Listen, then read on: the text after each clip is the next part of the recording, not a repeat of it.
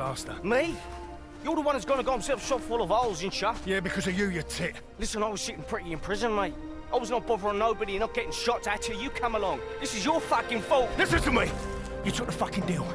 You want to start paying it off your end? Then you need to fucking liven yourself up, boy. Do you understand me? Halt! Wer seid ihr?